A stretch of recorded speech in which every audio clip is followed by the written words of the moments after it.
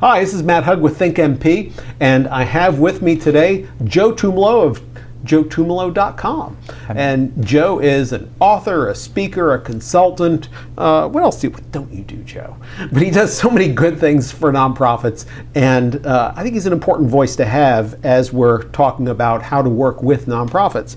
And Joe, one of the things I've noticed about your work is consistency, is that people know what they're going to get with you. They have an idea. I mean, it's not, and tell me, how is consistency and cookie cutter different? How does this work?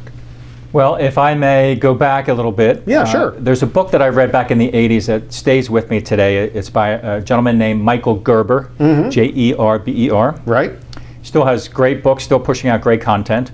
The book that he wrote that really stuck with me is called The E-Myth. Yep. Subtitle is How Most or Why Most Small Businesses Fail. Right.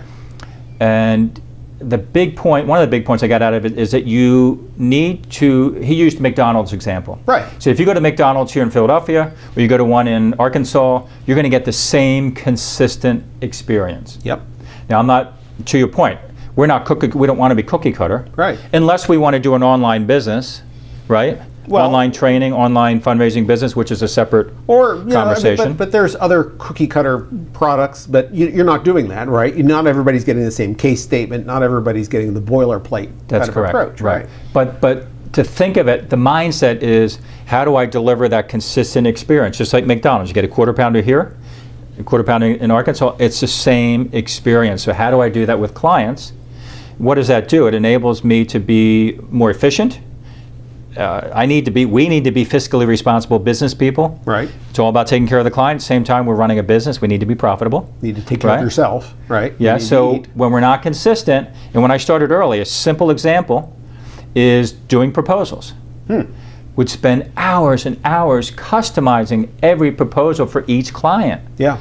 And it's just, it finally dawned on me, I said, this is not efficient. Yeah, it's a waste. Right. Now, I firmly believe in customized proposals. Okay. So I always start my proposals with my understanding of your situation. So nuances. So how is it not cookie cutter if you're delivering something always in the same way?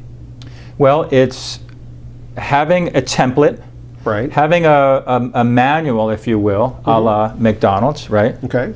Maybe it's like Capital Grille, the restaurant. Sure. Keep it in that world. Much higher level than McDonald's. You get more personalized service. Sure. You go to a Capital Grille in King of Prussia, Pennsylvania, you go to one in Boston, you're going to be getting consistent experiences. However, that experience will be altered by the server, the person managing that restaurant. It's a little bit of a different So what you're feel. suggesting then is that the process to get there is the same, but the inputs are different, and therefore the output is different. Ideally, yes, that's the desired goal, right? Is to have the expectation with the client up front. What are we hoping to accomplish? Right, right. And by the way, putting that in your proposal as well. Okay. Here's what here's your situation. Here's how I can help you solve the problem. Do you describe the process in that proposal? Absolutely. Describe the process. Okay. And then how do we measure success? So in effect, yes, they are buying you, but they are also buying your process. Correct. Okay. And so, topic for another video. After 3 years I've been very fortunate, working hard, but been blessed at the same time. Plenty of wonderful clients. Now, what's the next phase, right? Develop processes even more so that I can hire somebody else to deliver that consistent experience. Or take some of my content, my training content online, right? That all has to be refined, which is where I am in my business stage now, is really refining the process so it's not dependent on me. Right. And so that makes that consistent without having you always being there managing everything. And this gets right back to Gerber and what he talks about, building those systems so that other people can grab onto those. As long as the client gets the same experience, right? Yes.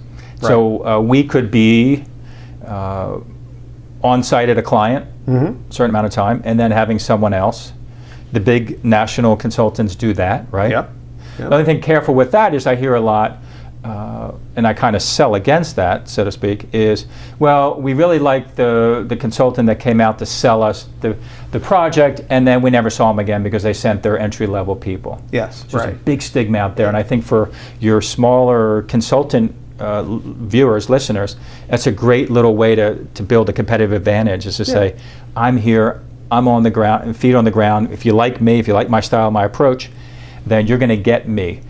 I may bring some people in to help, right? And that could be. And I'm not suggesting that would be a bait and switch, because I'm sure they're very upfront about how this process works. That's correct. But it feels like that to your clients. And I'm not disparaging until you get big enough that you're going to do that yourself, and then you want to be able to sell it. Now, yes. But it comes down, though, to being consistent. Yes. About being able to make sure that that entry-level person or whoever you're putting out there that isn't you is delivering you product.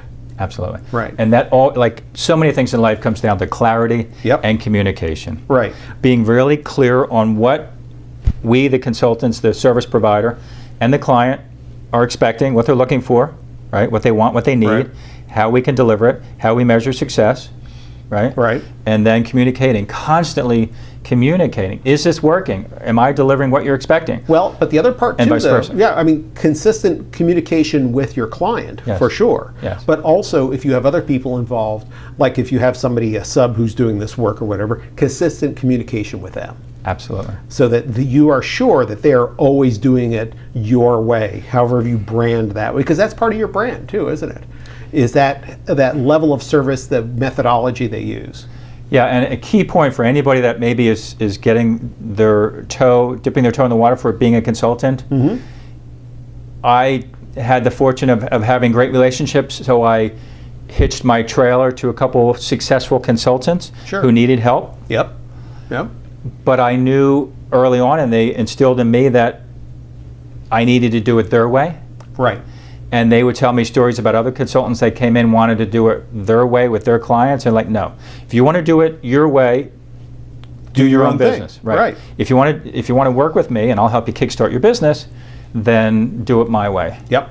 Right. Yeah. So key point for those that maybe are thinking about partnering, and it is a great way to start your practice. Yeah. Right. Yeah. Find somebody there's plenty of people out there, consultants who are good and have maybe even more business they can handle. Yeah.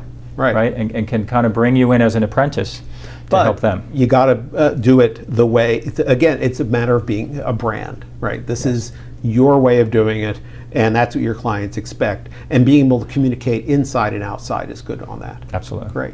Well, Joe, this has really been great. I know our audience is getting a lot out of this. If somebody wants to find you, where do they go again? JoeTumolo.com. And my cell is 610-653-7906. Super. This has been Matt Hugg with Joe Tumolo of JoeTumolo.com, and you've been watching ThinkNP.